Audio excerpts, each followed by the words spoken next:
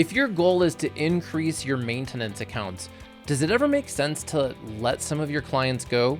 Find out what happened when Kelly Slater, the vice president of Pleasant Landscapes, let over 100 clients go and how it actually helped her in the long run increase her client retention to over 85% and reach her number of clients goal. Plus, Kelly shares her zero tolerance policy for rude clients and how that increases her employee retention. She shares what's working for marketing and what happened and why she was banned from Google, like blacklisted for 18 months when she hired a shady SEO agency, and then what happened when it got fixed.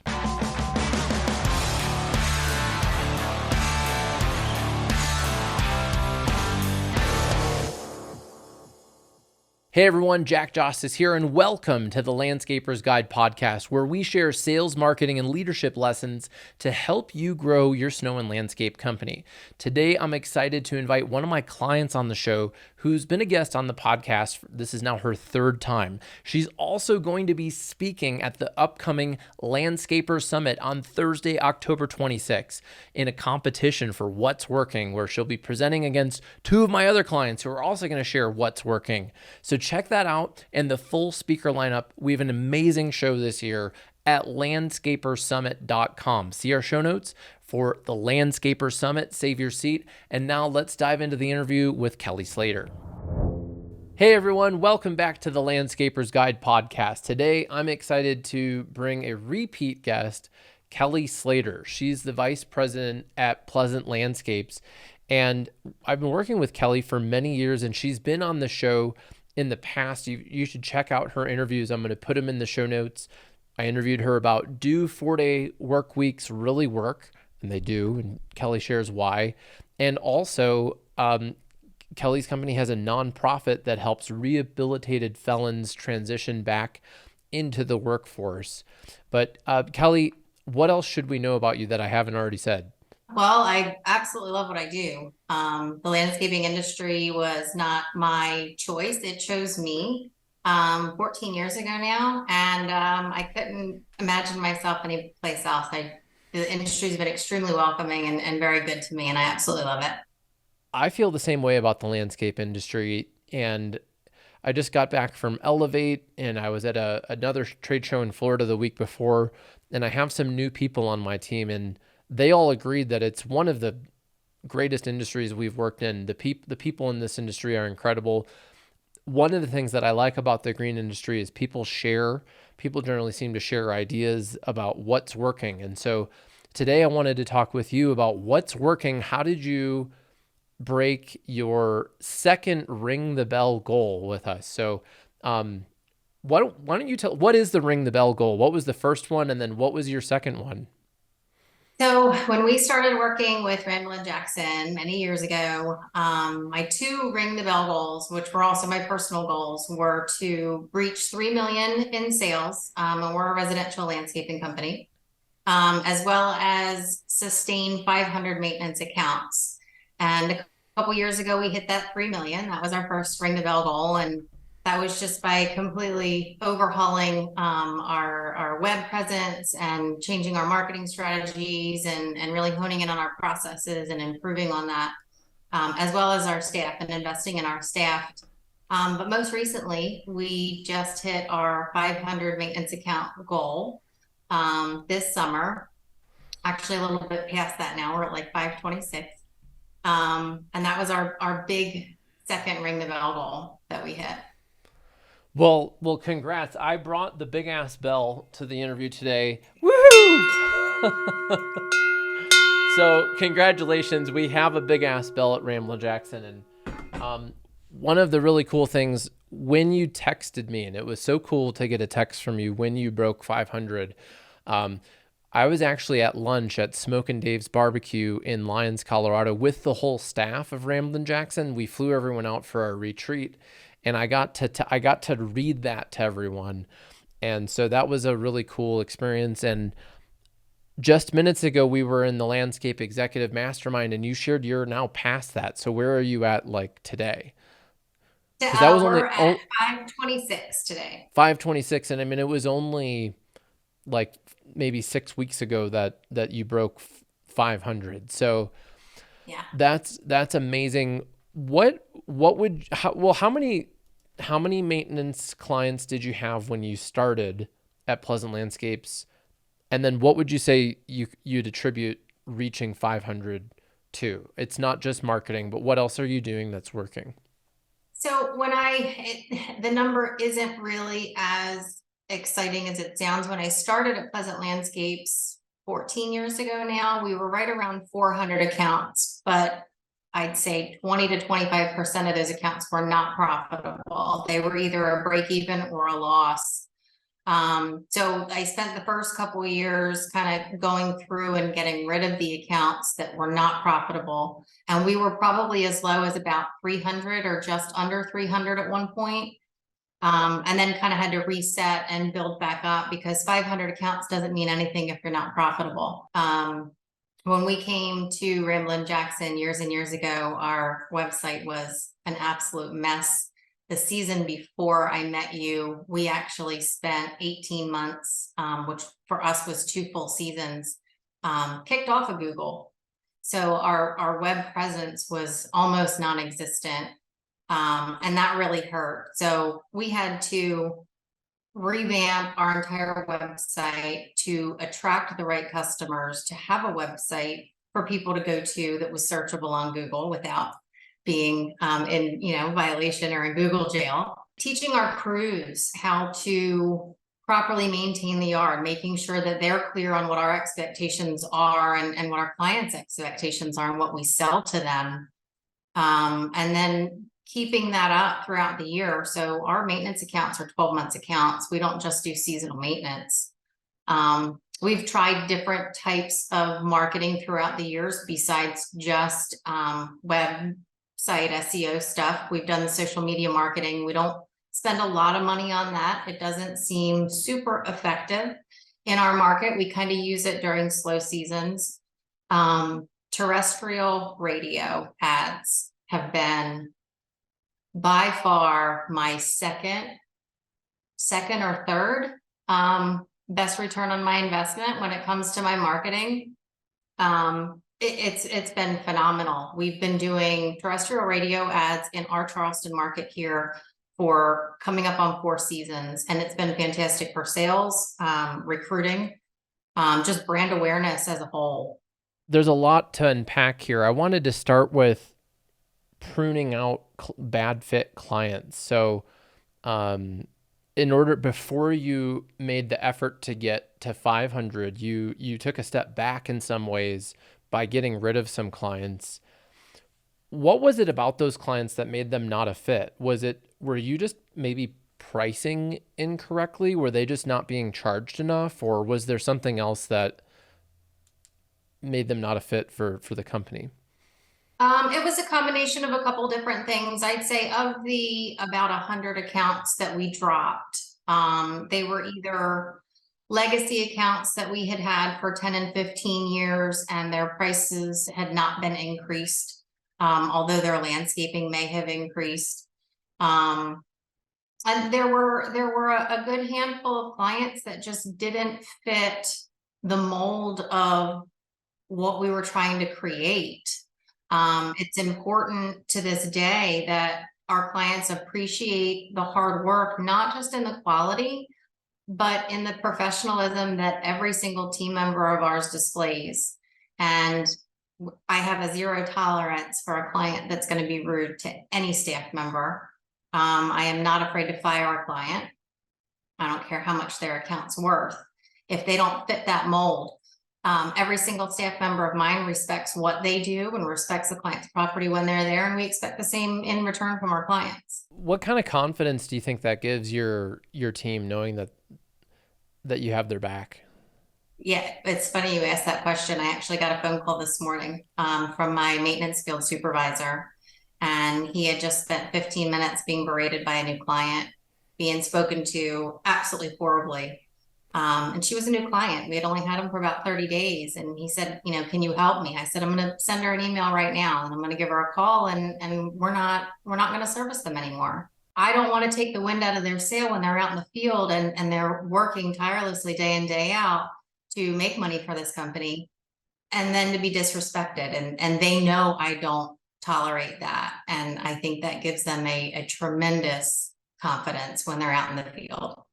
I believe it does, and I've had to get really clear with some clients at Ramblin Jackson or even fire some, and my people know that I would do that for them. But despite that, because some people might be thinking like, oh, this lady's out firing clients and stuff. What is the Pleasant Landscapes retention rate? We currently have a retention rate of 86%. And the majority of the losses that we have, about 75% of the maintenance losses we have are real estate losses, homes that have been sold, because our market's a pretty hot market here. We are picking up almost every single property that's sold. We're picking up the new owners. But when we count retention, we count with where we started for the year and how many we've lost until now. Retention is not what you've gained. It's where you started and what you've lost. That's where our retention rate numbers come from. I like it. And one of the things I wanted to ask about was being banned from Google. So what does that mean? Tell me. It was a long time ago, but what happened? I'm not going to ask you to say who made it happen, but I was on the cleanup end of it. But what happened? Well, we trusted the wrong people. So ultimately, from what I understand, is there was a bunch of duplicating and replicating of pages that went against Google's rules. And they banned us. We weren't indexed anywhere. You could keyword search our complete business name and address, and we just weren't there. And that started in the beginning of a spring and lasted for about 18 months. So it was two full springs that we had zero web presence, and it was pretty debilitating at the time. Wow. How much do you think it cost you in business? I don't even know if I could put a number on it. I mean, our website at the time wasn't the greatest anyway, and I think that's why the previous company that did our SEO and web work did what they did. Maybe was to gain some traction because we weren't ranking well. Our website wasn't fantastic. Our closing ratios were horrible because we were attracting the wrong types of clients and the wrong types of leads were coming in. So it's tough to say. I mean, we on average, I'd say it's probably close to about $1 million overall in revenue between maintenance and landscape construction that we missed out on for those 2 seasons. Yeah, that was one of the worst cases I've seen in the landscape industry. So there were multiple Google listings that were fake. So they were at fake addresses. I think they were residential addresses. Anyways, your Google listing, you had multiple of them. And then there were also these really spammy links pointing to your website. And then you had a lot of like duplicate content. So I get questions often from potential clients or current clients like, "Hey, can I just open up a Google listing all over the place?" Or, "Hey, why don't I use ChatGPT to just like produce all of this spammy content?" And the answer is no, you shouldn't do that. And it's Google doesn't tell us a lot about SEO, but it's explicitly on their website that you can't use either a PO box or somebody's home address and display it like you were doing, and that you can't have they call them doorway pages, which are kind of like these like fake pages that lead into your site. So it was a mess. And so I wanted to share this story because we were able to make some progress with it. We launched a new website with clean content, with a quality host. We went through the process of removing those listings and got you down to the one true one. And we got some of the results. So there was a period where we were working together where you're like, cool, I'm ranking on Google, but I'm not getting the leads. I'm not seeing the result I really want. And I remember having to come to you and be like, well, look, let's look at your competitors, and they had way better photos. So some of the photos that you had were just, they weren't the best. And I think the review average was like a 3.6. I remember just having a meeting with you, Kelly, and be like, Kelly, why would you hire Pleasant Landscapes? Like, and I think when I finally showed you, there was a point where you're like, okay, I got it. And there was a turning point where we worked together then on getting Google reviews. And I remember tracking that with you like every week, and like it started climbing up. And once it bumped over 4 and then you got the photos, that's when I feel like it really started working. But that took some time to go from blacklisted from Google to like ranking to then getting business results. So I wanted to hear your side of that. And our photos and reviews, how do you think they impacted things? Well, I think at first when we first launched our new website with you guys, I think the excitement of just being back on Google and having a well-established website that really portrayed the type of clients we wanted, it was kind of like, oh, finally we're back, and it's going to be great. And you had told me, we need to do these additional things, and I think that I was so blinded by that excitement at first, that I just kind of was going to let it ride. But you were right. And as we started asking for reviews, which was huge. I mean, our reviews at the time were not indicative of the work that we did. There were so many clients that were happy with our work, but we weren't asking for reviews. We weren't, sending emails, making phone calls, doing those things that you had recommended. So once we started doing that, the reviews got better. And then the leads started to increase, and they were better quality leads because they were looking at a website that portrayed more of what we were looking for. And then we started with the photos, because I'm a little embarrassed to say we actually had scanned pictures. Mm-hmm. Yeah. At one point, they were scanned. They weren't even digital pictures. They were Right. scanned photographs. And they looked like it. Yes. Right. Yes. And yeah. Yeah. So once we started getting better quality photos, and that's an ever evolving thing for us now. We do it on a regular basis.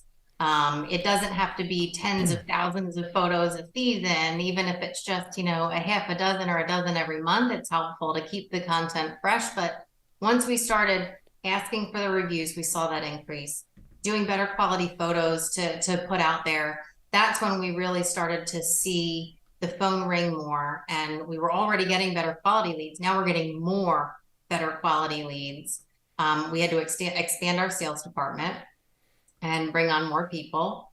And it was a night and day difference. So we could have done it a little sooner if I hadn't have just, our website's back. If I had listened to you from the beginning and put the additional work in, we could have done it a little sooner, but I'm just grateful that it's working. Well, I'm grateful that it's working too, and I'm glad that you took action on those ideas. And it's a lot of work. It's a lot of different moving parts, from the website and the text, and then reviewing all of the text with us and the process, and like it's a lot of work on your part too to get that done. And it is kind of frustrating to realize then, wow, there's this whole other part of the work that I need to do in addition to building the website and SEO, is getting photos and getting reviews. But I put photos and reviews in the category with invoicing. To me, it's like mission critical for a landscape company to be getting new photos regularly, to be getting new reviews, and to be invoicing their clients. I really put it in there. And I have a tree care client who the person who does their scheduling and their invoicing is the same person who sends out the Ramblin review request, and she's killing it. And so they're getting that client feedback. And what they're doing is when they schedule, they say, hey, at the end of the project, I'm going to request some feedback. I'm going to send you a link where you can give me a score. Will you do that? And they're like, oh yeah, sure, I'll do that. And then when they get it, they're a little bit more likely to do it. One of my favorite stories is the time that you personally called an account that gave you, was it a 6 out of 10? Yes. So tell us about the client that when you sent out a request for feedback on a scale of 0 to 10, how likely are you to recommend us? What score did they give you? It was fairly low. It was low enough to warrant a phone call from me.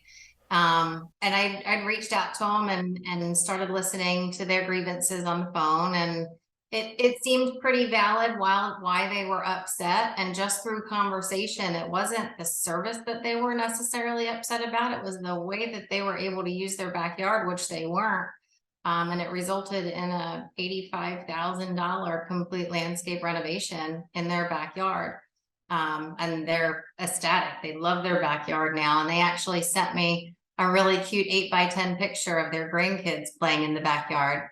Once we got everything done. So just that phone call, why the low score? Why are you upset? Listening to them. They're upset because they couldn't use their backyard. They didn't like their backyard. And, our job is to find a solution. And we did.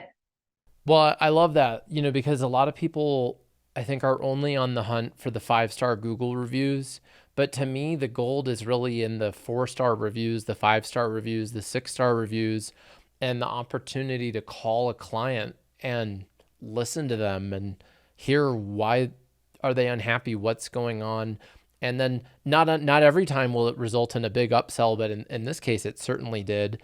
And Yeah. I've even seen, and I mentioned this in my book, and I've seen it. I've been managing reviews for a long time, that when the owner or a principal of the company calls, a lot of times people will edit their review and say, hey, I originally posted a 2-star review, but I'm changing it to a 4 because they called me and took care of me and they're really good at what they do, kind of thing. So that's amazing that you got that $85,000 upsell and a framed photo. So that's a happy client. What else would you say from sales and marketing standpoint? What do you coach your team to do from a sales standpoint, both from new accounts and then also to keep this 85% plus retention? So our sales team that is dedicated to selling day in and day out is told, because we're a full service maintenance company as well as design build install. And on the design build install side, there's no reason we should ever do a landscaping project without also selling a maintenance program with it. So we offer a warranty. We extend the warranty if they sign up for our maintenance, because we're more likely to keep everything alive if we're maintaining it. So just that little bit of sales training has been priceless, in that they're getting 2 sales in one. And our average, again, with our real estate market, it's a little different, but our average maintenance client is between 7 and 8 years. So the landscaping job that you just sold is fantastic, but I'm also getting that recurring revenue for an average of 7 to 8 years. So that's been great. Educating clients, our middle management and our management staff, when they're out in the field and they, a client's home and they talk to them, upsell them, talk to them about the palm tree pruning, let them know the other services we offer besides just the maintenance itself. A lot of maintenance clients think, oh, you're just the landscaper that cuts the grass. So it's our job to over communicate the additional services that we sell, and training my labor staff as well as my middle management and upper management to constantly be a salesperson has been great too. And people say, how many salespeople do you have? Every single employee, every single person that works for me is a salesperson. I love it. Kelly, do you have any questions for me? Not that I can think of. No. Where do I get a big ass bell? Well, we'll have to ship you one because you've broken 2 ring the bell goals. This one is 11 pounds. It's very, very loud. If you ring this around other people, I mean, you got some sustained ring here. So we'll get you a Yeah. big ass bell. And one of the things I like about you is that you're not a landscaper, actually, right? So you were hired into this role, right? Yes, And I I like, to me, that's a great thing, because look at what you've achieved. And I want to highlight that, because so often I feel like people who are listening to this show or clients are like, oh, I need somebody with 14 years of experience. And it's like, Do you? Like what might happen if you hired a Kelly, or if you hired Reinhardt? One of my clients hired Logan, who is a data analyst, had no green industry experience and has revolutionized their company. So sometimes hiring people outside of the industry can bring a really fresh perspective. But one of the strengths I think you have is your numbers. And so I'm curious. So like, you knew your lifetime value is 7 to 8 years. Your closing percentages. Your retention rate. What am I going to interview you about 18 months from now? What are some of your goals for the future that we should talk about? Well, I need to come up with some new ring the bell goals now that I've achieved the two that we talked about years ago. And I haven't, I've thought a little bit about it. I like the goals to be attainable, but not easily attainable, something that I really need to work at. Um, so I don't know about 18 months from now, that's going to be tough. So 5 million and 750 accounts is probably going to be my next jump, but 18 months from now, we might be talking about that 5 million at the rate we're going right now. Kelly, thanks so much for coming on the show. We'd love to have you back, and yeah, let's get to 5 million and 750 accounts. And again, everyone, check out Kelly's other interviews. They're really good. See the show notes. Kelly, for people who might want to network with you, where can we connect? You can always reach me through our website at pleasantlandscapes.com. Just hit us up through the contact us tab that we have, and those will get filtered to me. You could also reach me at my email address, which is kelly@pls6.com. Be happy to talk to anybody out there. Cool. Well, thank you, Kelly. I'll put that info in the show notes. And thanks again for coming on the show. Kelly is one of the people that I'd love to introduce to all my clients because she's doing it. She's leading her company. She's making big decisions. She's supporting her staff and firing clients who are rude to them. She's setting big goals that are realistic and attainable, but they're a stretch goal. So she's doing so much on the leadership front, and she's participating in marketing. She's making sure that customers are getting reviews. She's calling people when they're giving negative feedback. She's investing in photography, and I'm not surprised that she's getting amazing results. So I'm excited to have Kelly back on the show, and I'd love for you to come and see Kelly and some of our other clients at the Landscaper Summit. It's a full-day virtual workshop focused on sales, marketing, and leadership. We've got presentations from Aspire Software on Know Your Numbers. We've got a great presentation on management and leadership from McFarland Stanford.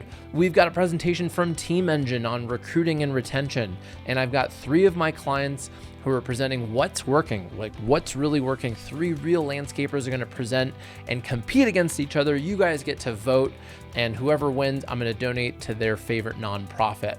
So we had an incredible event last year. I can't wait to see you there. So save your seat at landscapersummit.com. Hurry and get your tickets because early bird tickets are going to end soon. So if you want to save, get your ticket now, landscapersummit.com. See our show notes for a link. My name's Jack Justice. I look forward to talking with you next week on the Landscaper's Guide podcast.